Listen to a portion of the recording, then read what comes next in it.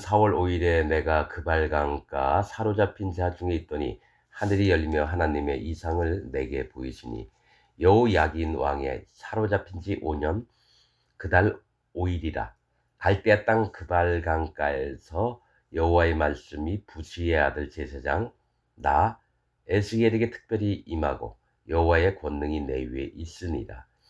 내가 보니 북방에서부터 폭풍과 큰 구름이 오는데 그 속에서 불이 번쩍번쩍하여 빛이 그 사면에 비추며 그 불 가운데 단쇠 같은 것이 나타나 보이고 그 속에서 네 생물의 형상이 나타나는데 그 모양이 이러하니 사람의 형상이다.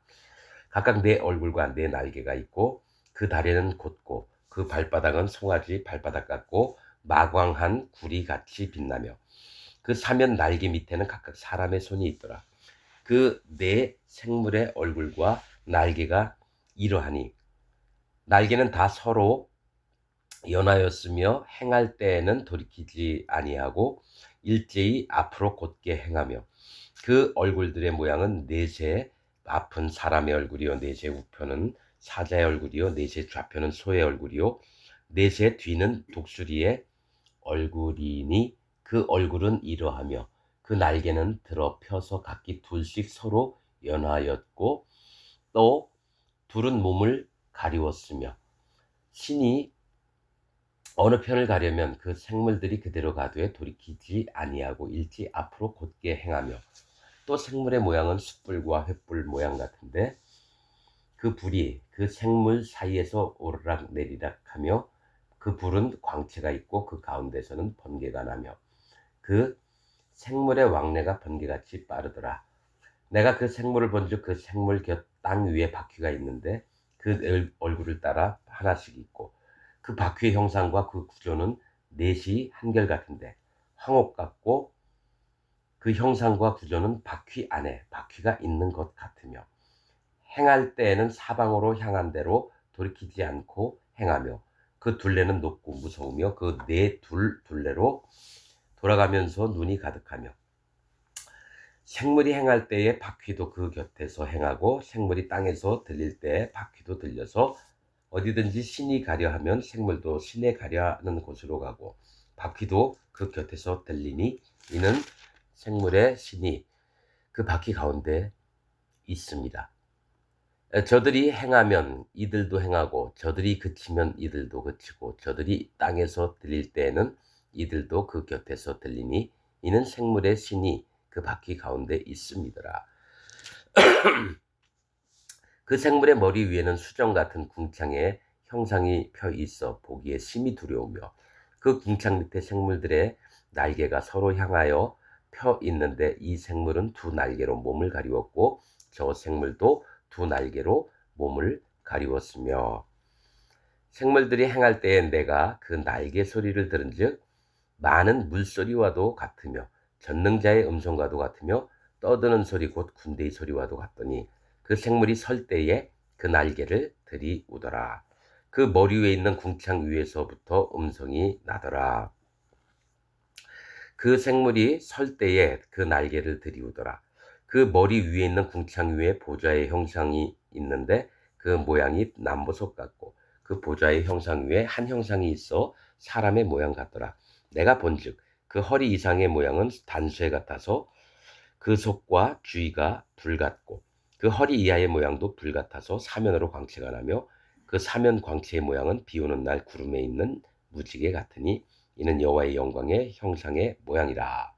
내가 보고 곧 엎드려 그 말씀하시는 자의 음성을 들으니라. 아멘.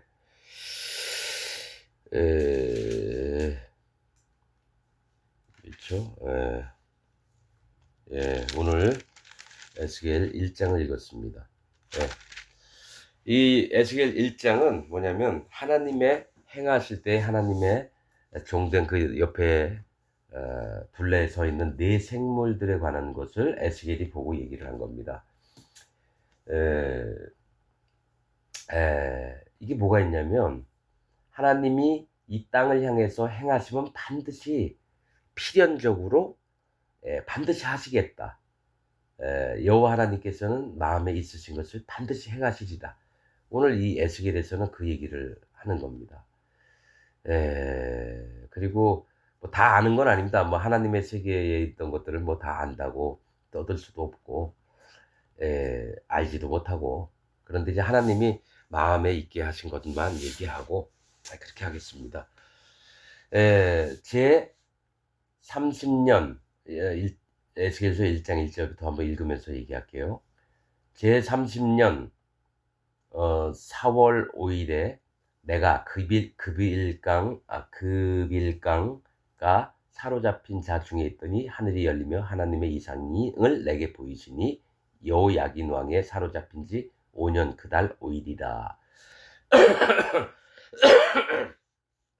예, 에스겔도 바벨론에 잡혀갔고, 유다 땅의 나라 여호와 야긴 왕도 사로잡혀갔습니다.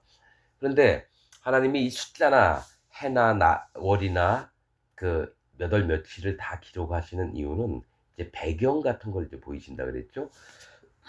우리가 하나님 말씀을 읽을 때 쓸데없이 지나가는 말씀이 없어요, 사실은. 그래서 전체적으로 그것을 알고자 한다면 하나님께 마음 낮추고 무릎 꿇고, 하나님 아무것도 모르니까 이게 뭔 말씀인지 알려주세요. 그럼 하나님 또 조금이라도 알려주시려고 하시고,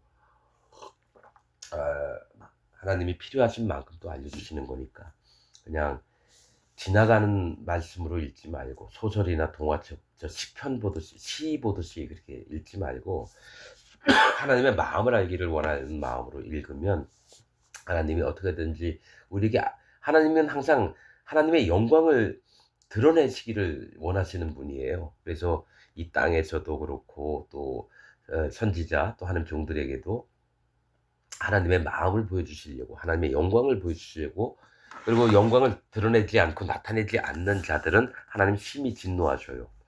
왜냐하면 내 영광을 가리웠습니다. 모세가 그렇게 해서 죽었어요, 사실은. 하나님의 영광을 가리웠기 때문에. 그 반석에서 물이 나는데 말씀으로 그냥 해야 되는데, 하나님 명하신 말씀으로만 지팡이로 두 번 두드려가지고, 그렇게 해서 가나안 땅에 못 들어게 하셨다라는 거죠. 그래서 뭐든지 하나님 입에서 나오는 말씀이라 하시면 절대로 흘려들으면 안 돼요. 듣는 귀가 있어야 되고 간절히 사모하는 마음이 있어야지 진짜 하나님의 사람들로 나올 수 있는 거예요. 그게 1번이에요. 듣는 귀, 또 마음, 보는 눈, 그런 것들을 하나님께 구하고 하나님 반드시 채워주시고. 그러니까 제 30년 4월 5일에 내가 그발강가 사로잡힌 자 중에 있더니까 포로가 돼서 바벨론으로 끌려갔다라는 거예요. 근데 왜 제 30년 4월 5일에 이 얘기를 했을까요? 30년이라고 하는 30이라는 숫자는 시작을 하는 걸 얘기를 해요. 보상을 얘기를 하고, 4월은 고난, 사자는 고난, 인내를 얘기를 하고요. 5일은, 오자는 지혜를 얘기합니다. 그러니까 하나님의 지혜로 고난을 받는 중에 하나님이 지금부터 시작하시는 것들을 얘기를 하신다라는 거죠. 보상을 하시는 것들을 얘기를 하시고, 그발 강가 사로잡힌 자 중에 있더니, 그발이라는 그 강의 이름 뜻은 경계, 가장자리라는 뜻입니다. 그러니까 어느 구분점이 있는 걸 얘기를 해요. 구분점. 거기서부터 사로잡힌 자 중에 있었어요. 근데 하늘이 열리며, 하늘이 열렸다는 건 하나님 마음의 문을 여시고 우리에게 뭔가 나타내시려고 하는 거죠. 하늘이 열리며 하나님의 이상을 내게 보이시니, 에스겔 하나님의 종에게 하나님의 마음들을 보여주시는 거예요. 이상을 내게 보이시니 여호야긴 왕에 사로잡힌 지 5년 그달 5일이라. 여호야긴 왕의 이름은 여호와께서 완성하시다라는 뜻입니다. 완성하시다. 어떤 일을 하시려고 이제 하나님이 완성된 일들을 지금부터 에스겔에서 쭉 얘기를 하시겠다는 얘기예요. 시작이 여호야긴 왕에 사로잡힌 지 5년 그달 5일이라. 5년도 있고 그달 5일도 있어요. 이 얘기는 지혜 중에 지혜를 하나님이 끄집어내셔서 하나님께서 결정하시는 이 완성된 작품을 보이시려고 한다는 거예요. 앞으로 될 일들에 대해서. 그래서 3절 갈대아 땅 그빌강가에서 여호와의 말씀이 부시의 아들 제사장 나 에스겔에게 특별히 임하고 여호와의 권능이 내 위에 있으니라. 이 갈대아 땅 그빌 강가에서 이렇게 나옵니다. 그발. 내가 지금 하도 동그라미 많이 쳐서 그발강. 아, 에, 갈대아라는 뜻은 이제 바벨론 사람들이 그 사는 땅 이름인데, 그 갈대아는 약탈을 얘기합니다. 약탈. 그러니까 저기 쳐들어와 가지고 빼앗는 걸 얘기를 해요. 그런 자들의 땅에 그발강가에서, 그발이 우리 경계 가장자리라 그랬죠. 약탈을 당한 와중에 어떤 경계점을 두셔서 하나님이 에스겔에게 보여주시는데, 여호와의 말씀이 부시의 아들 제사장 나 에스겔에게. 항상 보면 내가 있으면 내 아버지 이름을 꼭 이게 기록해요, 성경은. 뭐 이유가 있을 거 아니에요.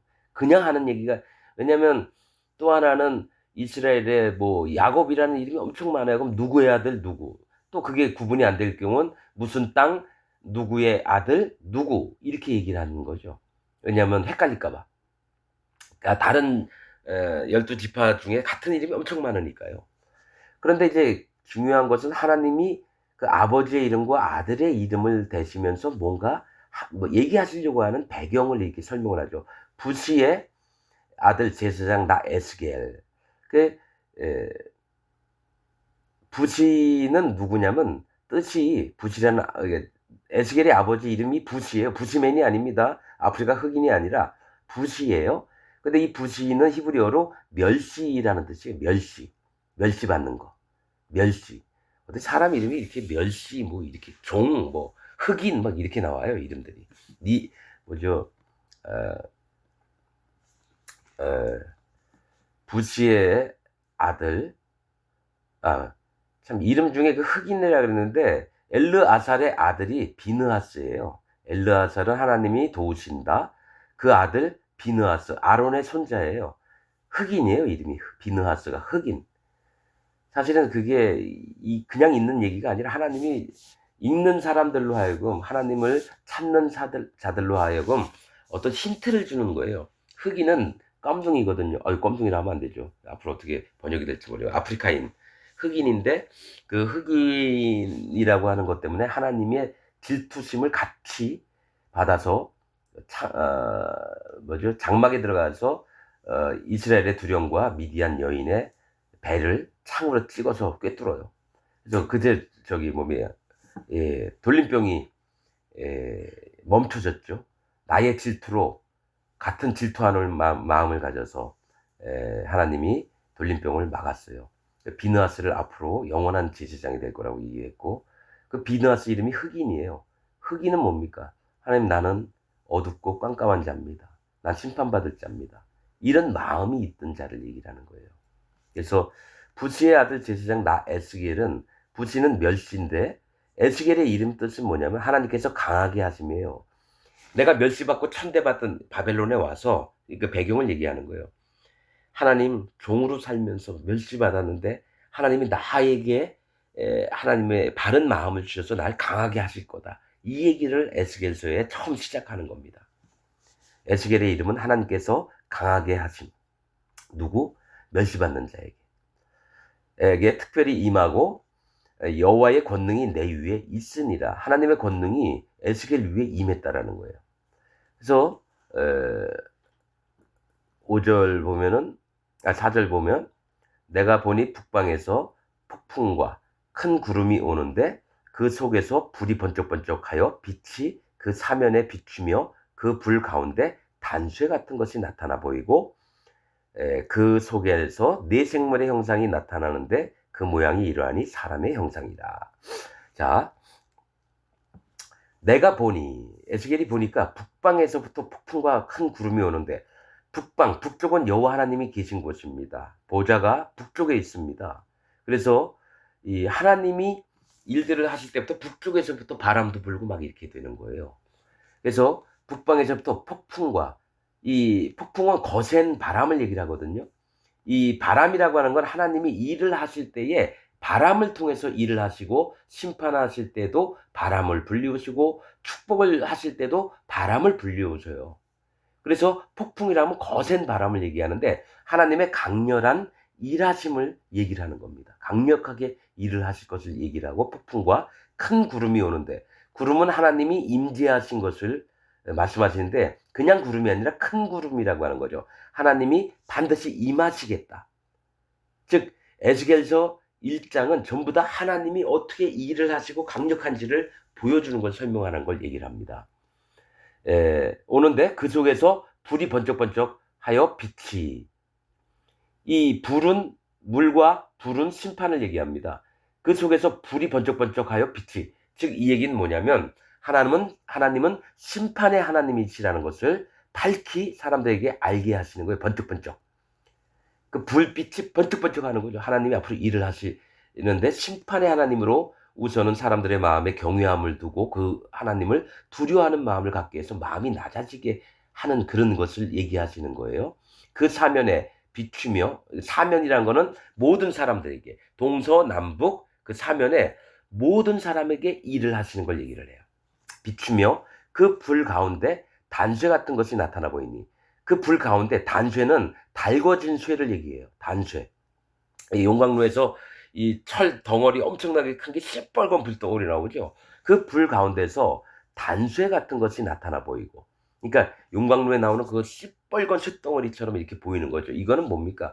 뭐든지 연단을 시키고 하나님이 원하시는 모양대로 만들고, 사실 이런 거를 이 성경을 통해서 보여주시는 거예요. 5절, 그 속에 네 생물의 형상이 나타나는데 그 모양이 이러하니 사람의 형상이다. 근데 이제 성경에서는 이 네 생물을 천사라고 얘기를 안 해요. 천사라고. 그리고 사람의 형상은 맞는데 사람은 아니에요. 즉 이 네 생물은 뭘 얘기를 하냐면 동서남북에 있어요. 보좌 주변에. 하나님 주변에 네 생물인데 이건 하나님의 움직이시면서 하나님 명령들을 받드는 생물들을 얘기를 합니다. 그래서 24장로보다도 보좌에 더 가까이 있는 자들이에요. 즉 실제로 하나님이 일을 하시는 것은 이 네 생물을 통해서 하나님 명령을 하셔서 일들을 하시는 걸 얘기를 해요. 모양이 이러하니 사람의 형상이다. 그러니까 뭐 날개도 있고 뭐 다리도 뭐 저기 되게 뭐 이상하게 생겼고, 응? 얼굴도 또 저기 이상하게 생겼는데 아무튼 서 있는 모습은 사람의 모습처럼 서 있는 거예요. 6절, 각각 네 얼굴과 네 날개가 있고, 7절, 그 다리는 곧고 그 발바닥은 송아지 발바닥 같고 마광한 구리같이 빛나며. 이제 각각의 네 얼굴이 있어요. 또 네 날개가 있어요. 그러니까 한 생물이 위에 두 개, 아래 두 개 날개가 총 네 개가 그 몸에 있어요. 그리고 그 다리는 곧고, 즉 뭐냐면 다리는 이제 걸음걸이도 하지만 힘도 얘기를 해요. 다리는 발바닥부터 허벅 엉덩이 아래까지거든요. 힘과 또 뭡니까? 방향을 얘기를 하는 거예요. 곧고, 그러니까 하나님 앞에 바르게 돼 있다라는 거예요. 하나님 명령하시면 하나라도 어김없이 행한다는 얘기를 하고, 그 발바닥은 송아지 발바닥 같고, 그 발바닥은 송아지 발바닥 같다라는 거는 발의 모양이 뭐죠? 국처럼 생겼는데 쪽발이 갈라진, 송아지 발바닥은 뭡니까? 쪽발이 갈라진 그 굽이 있는 거예요. 그러니까 살이 있어서 땅바닥을 밟는 게 발바닥이 아니라 굽이 있어서 땅을 밟는데 그 발바닥은 갈라져 있다는 거죠. 즉 구별을 하는 마음이 있다는 거예요. 분별하는 마음이. 예, 왜냐하면 성경에서 송아지를 정결한 정한 그 짐승으로 얘기를 하면서 되새김질하며 그 발의 굽이 갈라져 있고 얘기를 하거죠. 그 송아지 발바닥은 굽이 갈라져 있다라는 거는 나눌 줄 안다는 거예요. 하나님 편에 설 줄 알고 사단 마귀 편에 안 쓰고 세상 편에 안 쓰고, 아무튼 하나님 앞에 분별된 그 마음과 그 방향들을 갖고 있는 걸 얘기하고, 또 마광한 구리같이 빛나며, 마광은 뭘 얘기냐면 구리 동전을 계속 헝겊으로 닦으면 녹슬었던 그 구리가 점점 반짝반짝 빛나서 아주 깨끗하고 빛이 나요. 이 마광은 뭡니까? 마찰열을 이용해서 광을 내게 하는 걸 얘기를 해요. 이 마광한 구리는 뭘 얘기하면 빛나는 심판을 얘기합니다. 빛이 나는 심판을 얘기해요. 구리가 뭡니까? 뱀, 놋뱀 뭐 막 이렇게 나오죠. 구리는 뭡니까? 놋을 얘기하는데 이 놋은 심판을 얘기해요. 성경엔 심판이란 단어를 아주 여러 가지로 이렇게 말씀을 하십니다. 그게 성경의 비밀들이에요. 왜냐면 웬만하면 다 심판이에요. 네, 이제 여기 먼저 6절을 먼저 읽는 게 아니라 네 얼굴과 네 날개가 있고 여기서는 생물들이 네 날개가 있어요. 근데 이사야가 본 것은 여섯 날개가 있습니다. 그 천사가. 예. 뭐가 있냐면 위쪽에 날개가 있고 중간쯤에 그러니까 어깨 쪽에 날개가 있고 또 그 허리 중간에 날개가 있고 또 그 엉덩이 쪽에서 날개가 있어서 총 여섯 날개를 갖고 있어요. 그래서 이사야가 본 그 천사를 날개를 가진 천사는 뭐냐면 맨 위에 있는 날개 두 개로 얼굴을 가려요. 그다음에 그 발 쪽에 있는 날개로 발을 가려요. 그리고 날아다닐 때는 그 중간에 있는 날개 두 개로 날아다녀요. 근데 이 성경에 그냥 왜 얘기를 할까? 이런데 뭐가 있냐면 하나님 앞에 섬기는 자들은 자기 얼굴을 나타내지 않아요. 자기의 영광과 자기의 잘난 거 이런 거 안 보여요. 하나님 앞에. 또 발은 뭐냐면 언제든지 내 뜻대로 가고 싶은 대로 다 안 가고 오직 여호와 하나님께서 명령하신 대로만 움직이려고 그래요. 이사야서에도 그게 있거든요. 그래서 그 중심, 마음 중심에 있는 날개가 움직이면서 하나님께서 가라 그러면 일자로만 다녀요. 일자로만. 앞으로 가라면 앞으로 가고 옆으로 가면 옆으로 가고 뒤로 가라면 뒤로 가고. 즉 주님이 마음에 있으신 대로만 움직이는 게 진짜 천사들의 얼굴이죠. 사단 마귀와 그 종들 빼놓고는.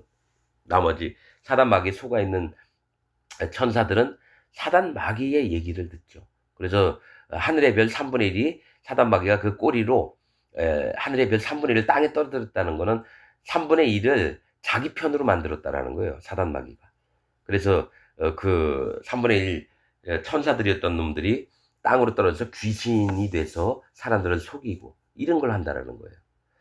그런데 지금 여기는 에스겔이 본 것은 여섯 날개를 가졌다라는 거예요. 그래서 네 날개를 가졌다. 네 날개. 이사야서에서 본 거는 여섯 날개고 여기선 네 날개를 가졌다라는 거예요. 있고 8절 그 사면 날개 밑에는 각각 사람의 손이 있더라. 이게 뭐냐면은 하나님의 일을 하면서도 사람들을 사실 구원하자고 하는 중보의 손이에요. 왜냐하면 신약에 보면 천사들로 하여금 중보의 중보의 일들을 했다라는 거예요. 그러니까 하나님과 사람들과의 이 중간에 어떤 사람의 손을 가지고 중보로 그 뭡니까 천사들이 일을 하는 걸 얘기를 해요. 근데 아직까지는 그 비밀이 제가 중보의 손에 대해서 그 뭡니까 저기 말씀에 기록한 게 있어요. 그 홈페이지에 들어오시면 중보의 손이라고 했던 게 있습니다. 신약에서는 천사들로 중보를 행하게 하셨다. 중보의 일들을. 그래서 그 율법이 온 거를 얘기를 사실 하거든요.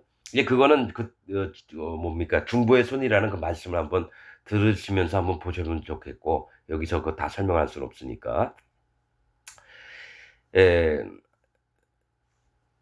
사람의 손이 있더라. 그 네 생물의 얼굴과 날개가 이러하니, 그러니까 얼굴과 날개 모양을 이제 설명을 하는 거예요. 그 날개는 다 서로 연하였으며 연결이 되었으며 행할 때에는 돌이키지 아니하고 일제히 앞으로 곧게 행하며, 즉 그 날개가 다 있는데 이게 팍팍 나면서 하나님의 일들을 해야 되는 거예요. 그런데 그 앞으로 돌이키지 아니하고 일제히 앞으로 곧게 행하며, 즉 이 얘기는 하나님이 뭔 일을 하신다 명령이 떨어지면 곧장 앞으로 그대로 행하는 걸 얘기를 해요. 일제히 앞으로 곧게 행하며. 사실은 이 하나님의 일들을 섬기는 이 생물들의 마음처럼 하나님의 종들도 하나님 명령이 딱 떨어지면 일제히 그렇게 행동을 해야 되는 걸 보여주는 거고요.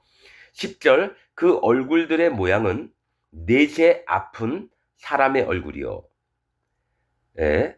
자, 4명의 생물들이 있어요. 그래서 보좌 주변에 딱 동서남북으로 다 있는데 넷의 아픈 맨 앞에 있는 그 생물의 얼굴은 사람의 얼굴입니다. 넷의 우편은 사자의 얼굴이요, 넷의 좌편은 소의 얼굴이요, 넷의 뒤는 독수리의 얼굴이니. 실제로 이게 뭐냐면 하나님이 이 땅에서 이루어져야 할 것들이 있어요. 그런데 하나님 보좌 앞에 가장 앞에 있는 자는 사람의 얼굴인 거예요. 예수님이 이 땅에 오셔서 어떻게 일하실 것을 얘기를 하는 거예요. 하나님의 그 인생 이 세상에 대한 그 계획의 구도를 보여주는 거예요. 이 생물은 사람의 얼굴이고 넷의 우표는 사자의 얼굴이요. 이 얘기는 뭐냐면 하나님은 권능과 힘을 가지신 분이라는 걸 사자가 막 그 짐승들 잡아 막 찢고 이러잖아요. 막 하나님은 이 사자를 얘기할 때 우는 사자 아니 뭡니까 뭐 그 암사자가 뭐를 찢듯이 또 어린 사자가 부르짖듯이 막 이렇게 표현을 합니다. 이 사자는 힘을 얘기해요. 사자의 얼굴이요. 하나님은 힘의 권능의 주인이십니다. 넷의 좌표는 소의 얼굴이요. 소는 뭡니까? 일꾼된 자라는 거예요. 일꾼된 자. 일꾼된 자들. 소는 뭡니까? 좀 크면서 점점 그 위에 짐도 올릴 수 있고 쟁기를 만들어서 끌게도 하고 일꾼을 얘기합니다. 소의 얼굴이요. 넷의 뒤는 독수리의 얼굴. 즉 하늘을 날아서 빨리 가서 하나님의 소식도 전달하면서 또 뭡니까? 하나님이 필요할 때마다 그 날개로 보호도 해주시고 또 소식도 전하고. 그래서 넷의 뒤는 독수리의 얼굴이니. 그러니까 하나님이 어떻게 움직이시는지를 이 네 생물을 통해서 우선 보여주시는 거예요. 그 얼굴은 이러하며 이제 이 사람과 사자와 소와 독수리의 얼굴을 갖고 있다라는 거예요. 이 생물들이. 그러면서 하나님의 일들을 하는 거죠. 이러하며 그 날개는 드러펴서 각기 둘씩 서로 연하였고 그 또 둘은 몸을 가리웠으며. 이 얘기 뭐냐면 네 날개가 있어요. 이 네 날개가 있는데 두 날개는 몸을 가리웠다라는 거예요. 그러니까 양쪽에 왼쪽에 날개 둘, 오른쪽에 날개 둘이 있는데 이사야서하고 똑같아요. 둘은 몸을 가리웠으며. 이 얘기 뭐냐면 하나님 앞에서 한 날개로 움직여요. 그런데 뭡니까? 나머지 둘은 자기를 가리워요. 하나님 앞에 자기를 드러내지 않는 거죠. 뭡니까? 나는 아무것도 아니고 하나님 내 잘난 게 하나도 없습니다. 이사야서에도 그 얼굴을 가리우고 다리를 가리우고 중간 날개로 날아다니는 거예요. 그러면 여기 넷이 있는 자는 둘은 자기 몸을 가리우고 근데 네 개가 있는 중에 하나님이 명령하시면 이 두 개로만 날아다니는 거예요. 이게 뭘 얘기를 하냐면 하나님 앞에서는 아무 잘남이 없고 아무리 뭐 훌륭한 능력이 있고 뭐 엄청 큰 일들을 행한다 하더라도 하나님 앞엔 부족한 자고 나는 아무것도 아닙니다. 이런 마음을 갖고 있어야 된다라는 거예요. 둘은 몸을 가리웠으며 12절 신이 어느 편으로 가려면 그 생물들이 그대로 가되 돌이키지 아니하고 일제히 앞으로 곧게 행하며. 이 신은 뭐냐면은 여호와 하나님입니다. 나중에 이제 나옵니다. 신이 어느 편으로 가려면 그러니까 내가 오른쪽으로 가자 그러면 그 생물이 그대로 가되 즉 시키신 대로만 하는 거예요. 돌이키지 아니하고 일제히 앞으로 곧게 행하되. 이게 계속 얘기가 나옵니다. 하나님의 세계에서 밑에 바치고 하는 명령을 받는 자들은 반드시 하나님 말씀 명령하신 것에 순종해서 그 방향으로만 가는 거예요. 이걸 뭘 얘기를 하냐면 에스겔이라고 얘기를 하는데 에스겔아 너도 이와 같으라 이것 때문에 보여주신다라는 거예요. 하나님께서 강하게 하심. 네가 나의 명령과 내가 얘기하는 말들을 마음에 담고 그대로 행하거라. 그럼 너가 강하여질 것이다. 이 얘기를 하신다라는 거예요. 그러니까 지금 그 생물들에게 뭘 얘기를 하면 그대로 가되 돌이키지 않아요. 뒤로 내 뜻을 다 돌이켜서 하나님 이거 아닌 것 같은데요? 이렇게 안 물어보고 예 그렇게 하겠습니다 하고 그냥 가는 걸 얘기를 해요. 일제히 앞으로 곧게 행하며 13절 또 생물의 모양은 숯불과 횃불 모양 같은데 그 불이 그 생물 사이에서 오르락 내리락 하며 그 불은 광채가 있고 그 가운데에는 번개가 나며 그 생물의 왕래가 번개같이 빠르더라. 자, 또 생물의 모양은 생김새는 숯불과 횃불 모양 같은데 이게 불타오르는 거예요. 막 숯불처럼 시뻘겋고 막 횃불처럼 불타올라요. 같은데 그 불이 그 생물 사이에서 오르락 내리락 하며 그 불이 생물 사이와 사이에서 오르락 내리락 하며 그 불은 광채가 있고 불에서 광채가 막 나는 거죠. 그 가운데에서는 번개가 나며 네 생물이 있는 중간에 보좌가 있거든요. 그런데 그 생물 사이에서는 이 불은 뭐냐면 하나님이 이 땅을 심판하시고 불의한 것을 못 보시고 앞으로 이렇게 하리라는 것을 보여주시는데 그 명령을 받드는 이 네 생물들은 어떡합니까? 그 가운데서 그것을 기다리는 거예요. 그 가운데선 번개가 나며 번개는 뭘 얘기하냐면 하나님의 음성, 번쩍 빛나는 거거든요. 하나님의 뜻하심을 얘기해요. 먼저 번개가 막 내리친 다음에 그 다음에 조금 있으면 우르르 쾅쾅 하면서 천둥이 칩니다. 그 얘기 뭐냐면 하나님의 뜻하심이 반짝 이렇게 빛으로 순간적으로 팍 오르잖아요. 그 다음에 우르르 쾅쾅 하면서 뭐가 나오냐면 하나님의 음성이 들리는 거예요. 내가 이 땅을 멸하리라. 그래서 성경에 그런 부분이 많습니다. 그 욥기에도 보면은 번개 얘기도 나오고 뇌성, 우레 막 이런 것도 나옵니다. 하나님이 어떻게 일을 하시는지를 하나하나 이제 보여주시려고 하는 거예요. 그래서 여기 지금 그 횃불이 나와서 하는 얘기인데요. 기드온이 300 용사하고 가가지고 항아리를 깨뜨리면서 그 안에 횃불을 뒀거든요. 그걸 들었다라는 거예요. 그게 뭐냐면 불만 밝히는 게 아니라 뭐냐면 항아리는 자기를 깨뜨리고 그 다음에 하나님의 심판을 미디안 군사들에게 보여주는 거예요. 너희가 미디안, 심판이라는 뜻이거든요. 미디안도. 심판하는 자로 그들이 온 거예요. 그러나 하나님의 진짜 심판을 나를 깨고 횃불을 들었을 때 그들이 서로 칼을 치면서 죽이면서 이제 도망가는 거죠. 그래서 이 횃불은 뭘 얘기를 하냐면 하나님이 심판을 하시겠다라는 경고를 얘기를 한다는 거예요. 경고.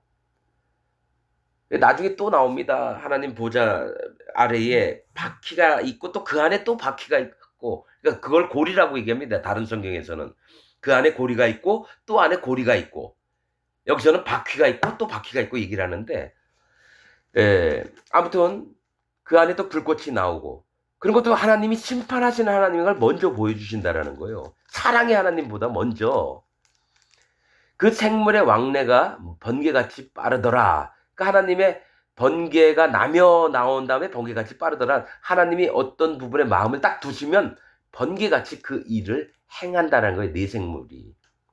15절 내가 그 생물을 본즉 그 생물 곁 땅 위에 바퀴가 있는데 그 네 얼굴을 따라 하나씩 있고, 그러니까 동서남북으로 다 있는 거예요. 생물을 본즉 그 생물 곁 땅 위에 바퀴가 있는데, 그러니까 이 바퀴 주변에 네 생물이 있는 거예요. 이게 하나님 보좌 밑에 있는 바퀴예요.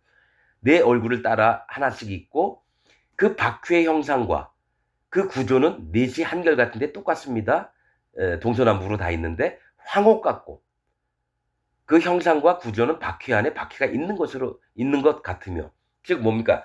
하나님의 이 고리나 바퀴 이런 원형은 뭘 얘기를 하냐? 갈릴리도 마찬가지고 그 이름이 고리, 바퀴, 이 안에 뭐가 있냐면 하나님의 심판하심이 있는 거예요. 또 안에 바퀴가 있는 건 정말 그 중심에 진짜 심판을 해야 될 것이 어딘지를 하나님은 아시는 거죠. 그래서 행할 때 사방으로 향한 대로 돌이키지 않고 행하며, 이들은 하나님이 어떤 일을 계획하시고 하나님이 반드시 일을 하겠다 하시면 그대로만 하는 거예요. 그대로 향한 대로. 지금 여러 번 나오죠. 이 얘기가. 향한 대로 돌이키지 않고 행하며 그 둘레는 높고 무서우며, 이건 하나님의 높으심과 또 두렵고 떨림으로 하나님이 계시는데 누구든지 그걸 보는 사람들은 벌벌 떨 수밖에 없는 거예요. 그 네 둘레로 돌아가면서 눈이 가득하며, 이 얘기는 뭐냐면 눈은 마음을 얘기합니다. 하나님의 마음이 온 세상을 다 다스려 보는 거예요.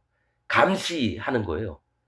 또 파수를 하는 거고, 이 망대 그 나사렛이나 또 어떤 뭐 다른 이름이 있을 지명 중에 사마리아도 같은 이름입니다. 나사렛이나 사마리아가 같은 망대라는 뜻이 있는데 그거는 감시하고 파수하는 그런 기능을 하는 거예요. 근데 하나님 나라에서도 눈이 가득하며 망대와 같은 곳인데 이 세상을 하나님이 눈이 가득해서 뭘 보시냐면 사람들 한 사람 한 사람마다 그 행위를 보시고 그 마음을 보신다라는 거예요. 눈이 가득하며 생물이 행할 때에, 즉 생물들이 움직일 때에 바퀴도 그 곁에서 행하고, 그러니까 이 네 생물들은 하나님이 마음에 무엇을 하시든지 가려고 하는 곳마다 그대로 똑같이 움직이는 거예요. 행하고 생물이 땅에서 들릴 때 바퀴도 들려서, 그러니까 이 바퀴와 이 네 생물은 한 몸인 거예요. 하나님의 마음과 가고자 하시는 거, 움직이시자고 하는 거, 행하시려고 하는 모든 것이 네 생물들이 함께 마음이 똑같아서 움직인다라는 거예요. 20절 어디든지 신이 가려 하면, 하나님이 가려 하시면 생물도 신에 가려하는 곳으로 가고 이 네 생물도 하나님이 마음 먹은 대로 움직이고 바퀴도 그 곁에서 들리니 이는 생물의 신이 이 생물들의 하나님이 그 바퀴 가운데 있음이라. 그러니까 이 바퀴 가운데 이 땅에 역사하고 굴러가는 거 역사를 얘기하는데 이 하나님이 마음에 두신 대로 이 네 생물도 그 하나님의 마음에 따라서 움직이면서 그 중심에는 여호와 하나님이 있다라는 걸 얘기해요. 그래서 이 바퀴는 우선은 뭡니까? 심판을 얘기를 하는 거예요. 심판을. 그 바퀴에서 보면은 이제 막 불꽃이 나온다고 막 얘기를 합니다. 21절 저들이 행하면 이들도 행하고 저들이 그치면 이들도 그치고 저들이 땅에 들릴 때에는 이들도 그 곁에서 들리니 이는 생물의 신이 그 바퀴 가운데 있음이더라. 그러니까 이 생물들을 주관하시는 자가 여호와 하나님이시라는 거예요. 22절 그 생물의 머리에는 수정 같은 궁창의 형상이 펴 있어 보기에 심히 두려우며 이 생물의 머리 위에는 수정같이 궁창의 형상의 하늘 같은 게 있다라는 거예요. 펴 있어 보기에 심히 두려우며 그 궁창 밑에 생물들의 날개가 서로 그러니까 이 네 생물 위에는 하늘들이 있어요. 각기. 그런데 날개가 서로 향하여 펴 있는데 이 생물은 두 날개로 몸을 가리웠고 또 얘기하죠. 저 생물도 두 날개로 몸을 가리웠으며 그러니까 하나님 앞에서 절대로 자기 몸을 드러내지 않으려고 그래요. 뭐가 있냐? 나는 하나님 앞에 명령을 듣는 자입니다. 내가 조금이라도 잘난 것이 없는 자들입니다라고 해서 에스겔에서도 얘기하지만 이사야서에서도 천사들은 자기 날개로 자기 몸을 하나님 앞에 안 보이게 만들어요. 만약에 이 몸이 드러나면은 하나님 앞에 죽임을 당할 수도 있는 거죠. 네가 잘난 게 있느냐? 왜냐면 사단 마귀가 이게 뭡니까? 하나님 앞에 다 드러낸 거예요. 자기의 그 몸의 근본을. 그래서 우선 하나님 쓰시다가 나중에는 이제 잘라버린 거죠. 그런데 이 천사들은 진짜 마음에 자기를 낮추는 거예요. 자기 날개로 몸을 가리웠다는 게 자기를 드러내지 않았다라는 얘기예요. 이게 사실은 이 시대의 하나님의 종들도 마찬가지예요. 절대로 자기를 드러내면 안 돼요. 좋은 차 타고 다니고, 저기 텔레비에 나와가지고 뭐 이게 저렇고 저렇게 막 뻔때리 그게 아니라 그냥 잠잠하게 조용하게 그냥 하나님의 명령만 따라 사는 자들이었으면 좋겠습니다. 자, 24절. 생물들이 행할 때에 내가 그 날개 소리를 들은즉 많은 물소리와도 같으며 이 물도 심판이에요. 이 천사들이 날개짓을 하면 소리가 나는데 막 큰 물소리 같은 게 나와요. 이 물소리와도 같다는 건 뭐냐면 항시 심판을 예비하고 있다라는 거예요. 전능자의 음성과도 같으며 그 물소리가 여호와 하나님의 음성과도 같아요. 그래서 너무 두려운 마음으로 들어야 된다는 거예요. 심판이 하나님이시기 때문에. 그러면서도 그 마음을 그 목소리를 듣고 마음에 받은 자들은 그 물소리가 하나님을 찬양하는 소리가 되죠. 거꾸로 얘기하면. 근데 물소리만 들어서 그냥 뭡니까? 마음에 안 받고 겉으로만 아는 사람은 그게 진노의 대상, 즉 두려움을 느끼는 거예요. 두려워하는 자는 뭡니까? 하나님 나라를 못 갑니다. 성경에 있는 얘기예요. 두려워하는 자들은 하나님 나라를 얻지 못하리라 그랬기 때문에. 그런데 이 물소리를 마음에 받은 사람은 그 물소리가 여호와 하나님을 찬양하는 소리가 됩니다. 왜냐? 심판에 하나님이 날 구원했기 때문에 오히려 그 심판이라는 것에 너무 감사한 거죠. 왜냐? 하나님은 충분히 그랬을 수 있다라는 거. 그런데 거기서 나를 아버지의 사랑으로 하나님의 여호와 하나님의 사랑으로 그 물에서 나를 건져냈거든요. 그래서 이름이 모세예요. 모세. 물에서 건짐. 모세. 물소리와도 같으며 전능자의 음성과도 같으며 떠드는 소리 곧 군대의 소리와도 같더니 그 생물이 설 때에 그 날개를 들이우더라. 즉 하나님의 음성이 꼭 군대 소리 와 하면서 너무너무 무서운 소리가 막 나는 게 저 군대가 쳐들어오면 우리가 전부 다 심판을 당하고 멸망을 당하는 거죠. 그런데 그 생물이 설 때에는 딱 쓸 때는 그 날개를 들이우더라. 그 날개는 보통 뭐 힘을 얘기도 하지만 속도나 보호하심도 얘기해요. 근데 이 생물이 하나님 앞에서 자 이제 잠깐 멈출래? 그러면 그 날개를 다 밑으로 들이워서 자기 몸을 가리우는 거죠.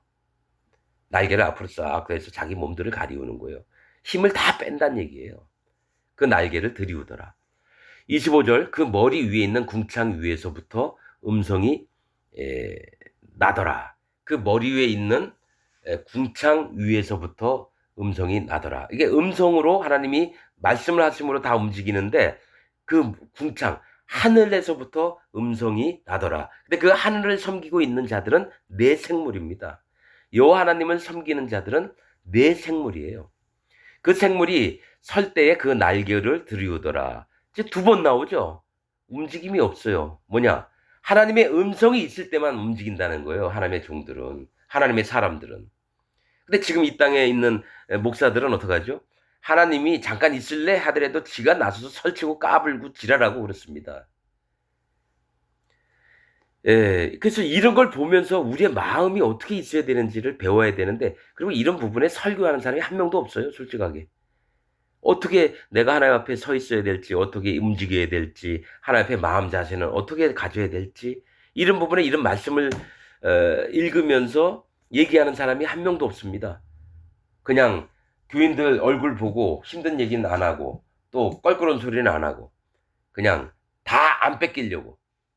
어차피 나가면 다 헌금이 빠져나가는 거니까 그렇게 안 하죠. 예, 그냥 하나님의 사람들은 뭡니까? 듣든지 말든지 얘기를 해야 돼요. 그 중에 뭐 100명 중에 한두 명만 들어도 그게 성공한 거예요. 어차피 인생은 안 듣거든요.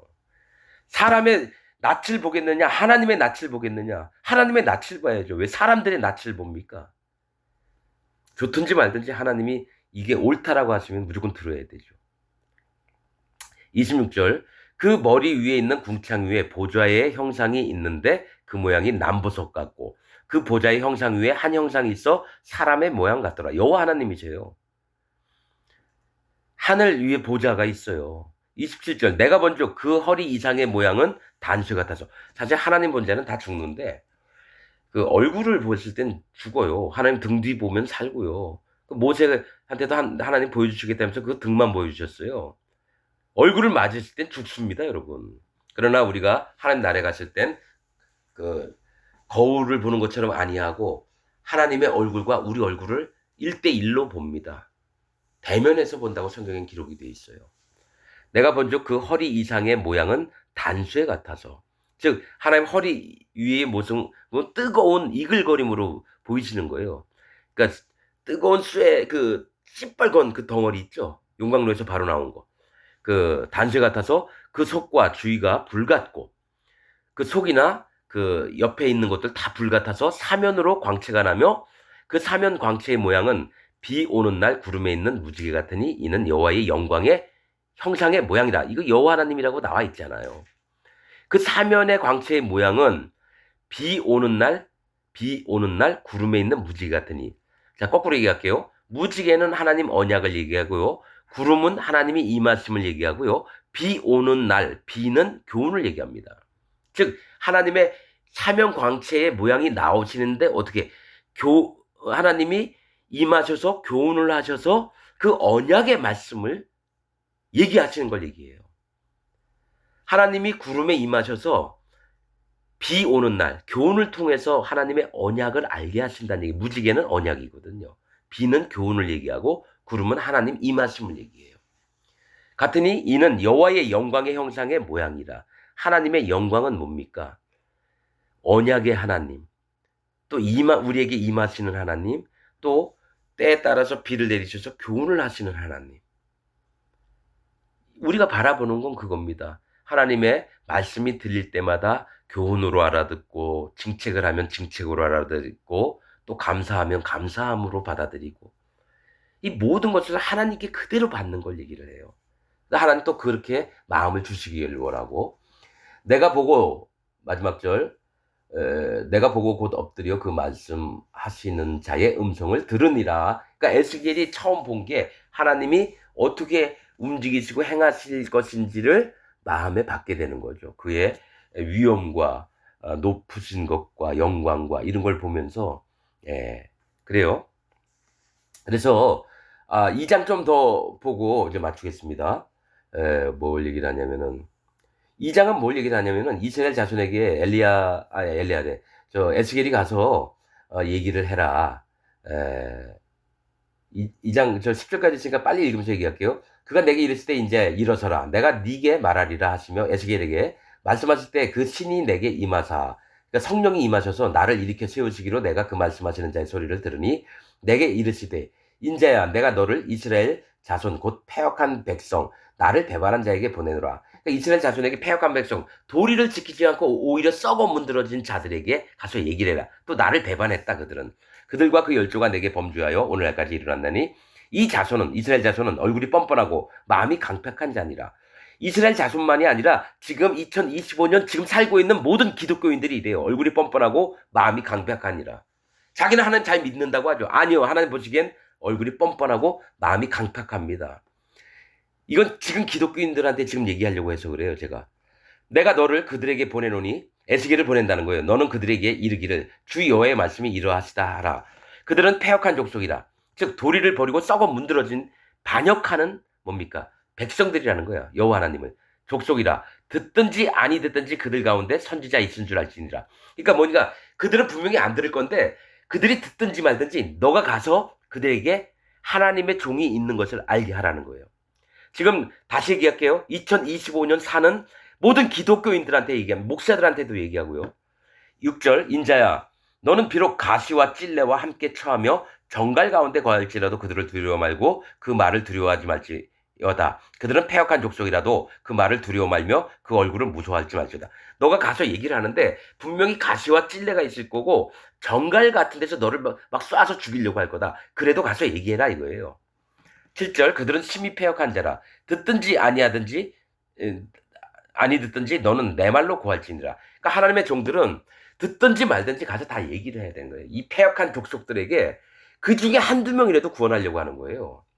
지금 뭐 전 세계 한 20억 명의 기독교인 있다고 저요 뭐 천주교하고 여기 뭡니까 개신교하고 합해서 20몇 명이 5억 정도만 된다고 봐요. 이들 중에 한 명, 5명만 얘기 들어도 되는 거예요. 그들만 돌아오게 할 수 있다면 가서 듣든지 말든지 얘기하라 이거예요. 8절 인자야 내가 네게 이르는 말을 듣고 이 패역한 족속같이 패역하지 말고 네 입을 벌리고 내가 네게 주는 것을 먹으라 하시기로. 이 얘기 뭐냐면 인자야 내가 네게 이르는 말을 듣고 그 패역한 족속같이 패역하지 말고. 이 얘기는 뭐냐면 너 분명히 거기 가면은 협박도 당할 거고 그들 때문에 막 두려움도 느낄 텐데 그들과 연합하지 말고 그들과 언약 맺지 말고 그들과 다르게 내 얘기만 들으라 이거죠. 에스겔이 사람이니까 하나님은 비록 세우시더라도 에스겔 또한 패역한 족속 무리에 섞일까봐 하나님이 얘기를 하는 거예요. 나눠라, 분리해라, 구별되라 얘기를 하는 거예요. 너는 내 종이지 사람의 종이 아니고 그들과 합해서 연합해가지고 일을 하는 자가 아니다. 그래서 지금 이 세대를 보면 모든 목사들이 사람의 세력을 벌린 다음에 그들을 자기 종으로 두려고 어떡합니까? 좋은 소리만 골라서요. 나쁜 소리 안 해요. 험한 소리 안 합니다. 왜 그럴까요? 내 재산을 잃어버리니까. 만약 10만 명 있는 데서 500명만 남았다 쳐봐요. 쪽팔린 거예요, 그 사람한테는. 그러니까 어떻게 해요? 그 10만 명을 잡으려고, 교인들 10만 명을 잡으려고 좋은 얘기만 하고, 예쁜 얘기만 하고. 그래서 하나님이 에스겔에게 얘기하는 거예요. 너 그렇게 되지 말라. 10만 명, 100만 명 중에 한두 명만 구원받아도 돼. 그게 내 뜻이다. 그러면 하나님 종은 그것 때문에 가는 거예요.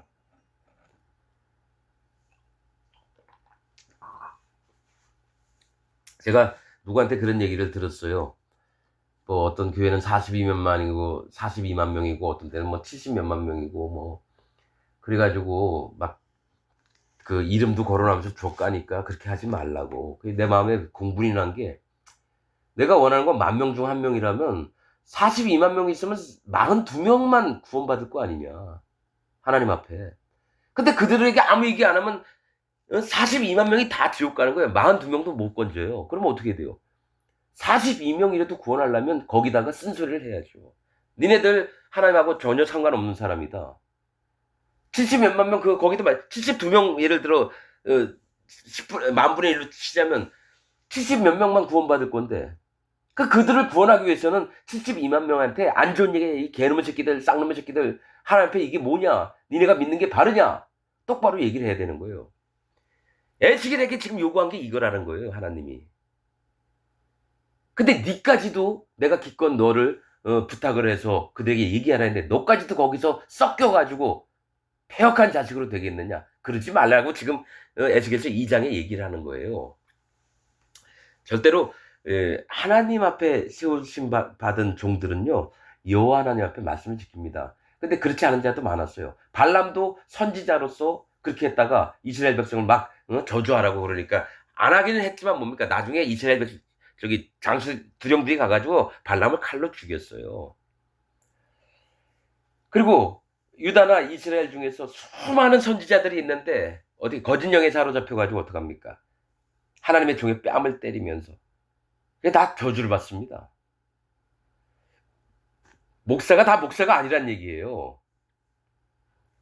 제가 혹시 말씀을 알았다면 기분 나빠하시지 말고 진짜 그런가 그런가 보세요. 자기가 다 20년 다녔던 10년 다녔던 5년을 다녔던 그 교회 목사가 진짜 하나님의 종인가 하니까 먼저 구분부터 가지고 따르세요. 모르겠으면 물어보고요. 하나님께. 하나님, 이자가 목사입니까 아닙니까? 나를 인도해도 되나요? 한번 물어보세요. 그냥 길들여진 믿음으로 가지 마세요. 하나님이 개를 삼가했다는 건 길들여진 믿음으로 가지 말란 얘기예요. 그 목사가 거룩해 보이고 사람이 인격도 좋고 매너도 좋고 말도 부드럽게 하니까 우리 목사님 전부 다 하나님은 그 목사나 그 밑에 우리 목사님 우리 학생 목사님 했던 저 집사나 그 교인들을 전부 다 하나님이 멸망을 시킵니다. 이게 성경에 있는 얘기예요.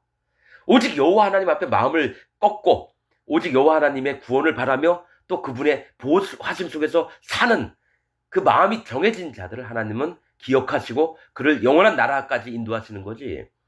그냥 교회 다니면 단 줄 알고 예수님 믿으면 단 줄 알아요? 마음이 깨어지지 않고 예수님 믿는 사람들은 다 적그리스도입니다. 이거는 지금 2025년에 사는 자 중에 저처럼 지금 얘기하는 자가 제가 없는 줄 알기 때문에 얘기하는 겁니다. 그럼 니만 잘났냐? 잘난 거 없어요. 여러분보다 형편없이 못한 놈이에요. 근데 자꾸 이런 마음이 생기는 건 뭔가 좀 이렇게 돌이키는 마음이 있어야지 하나님이 강하게 얘기를 해야지 누군가는 돌이킬 거 아니야. 다만 88원 중에 한두 명이라도. 전 그겁니다. 숫자가 아니라 오직 여호와 하나님을 찾는 우리가 나타나길 원해요. 한 사람 한 사람이 하나님 앞에 와서 정말 그분 때문에 은혜를 얻고 구원을 얻고 신령에 정말 그 여호와 하나님의 인도하심대로 따라가면서 너무 기뻐하는 하나님의 사람들이 필요한 거예요, 지금. 가짜 기독교인이 아니고요. 믿는 척하는 사람이 아니고요. 하나님 말씀을 변질시키는 사람들 말고 순수하게 여호와 하나님을 따라서 예수 그리스도 행하신 바대로 우리도 그대로 예수님하고 예수님은 우리의 샘플이에요. 우리도 예수님처럼 똑같이 해야 돼요. 그걸 우리 큰형님이 오셔서 하신 거예요. 예수 그리스도 큰형님이. 맏아들 대신 예수님이랑 그 다음부터 아들이 있을 거 아니에요. 그게 우리예요, 우리. 그러면 예수 그리스도께서 어떻게 행하셨나 사복음서를 보면서 그 마음을 받아들여야죠. 근데 지금 목사들은 뭐예요? 오히려 섬기는 자가 아니라 가르치고 인도하고 빼앗고 두목이 되는 자들이잖아요. 로스, 메색, 두발, 곡과 마곡의 백성들, 거짓 인도자들.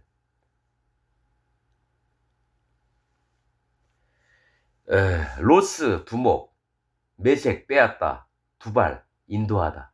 두목이 돼서 빼앗고 인도하는 게 뭡니까? 거짓자들이에요. 하나님이 제일 싫어하고 성경에 계속 저주를 퍼붓는 자들이에요. 그게 이 세상 교회 목사들이에요.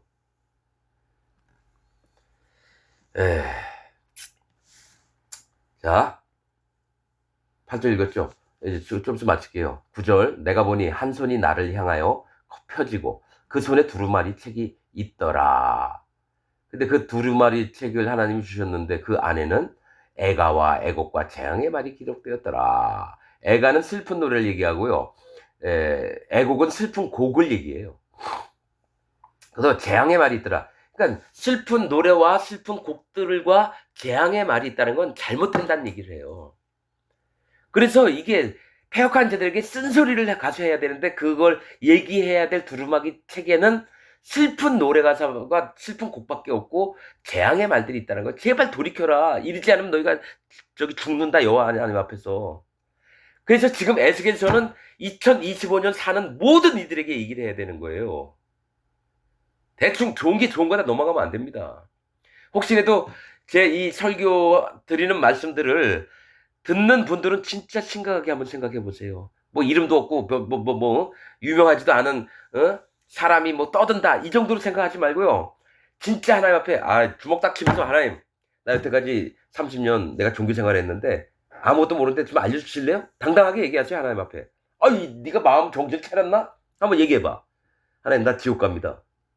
난 마음 낮춘 적 없어요. 그 예수님 열심히 믿었지만 이거 가짜라면서요. 어느 게 맞아요? 한번 하나님께 솔직히 정직하게 물어보세요. 근데 하나님이 조금 있다가 이게 마음을 이끄세요. 야 네가 30년 동안 믿은 거 나한테 꽝이었는데 마음을 좀 더 깨트릴래? 그럼 한번 어떻게 할지 몰라요. 그럼 나 따라올래? 예.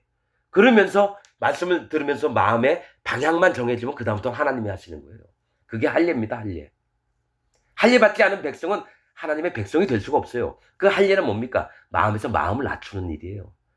방향을 여호와 하나님께 세상으로 나가고 내 육신의 정욕대로 살던 사람들을 전부 다 여호와 하나님께 방향을 돌려서 서 있는 게 그게 할례고 모세한테 신을 벗으라고 하는 게 할례고요. 여호수아에게 칼을 가지고 기다리다가 네 신을 벗으라. 그게 할례예요, 여러분.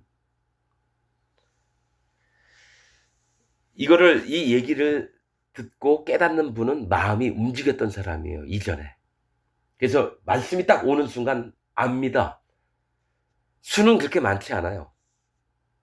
그러나 마음이 하나님이 몇십 년 동안 이끌었던 사람은 제가 이게 얘기하는 순간 딱 압니다.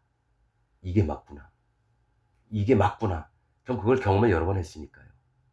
그 다음에 얘기 몇 번 해보면 통합니다, 마음이. 우리끼리 통한 게 아니라 하나님 앞에 마음이 통해요. 하나님이 기뻐하시는 마음대로.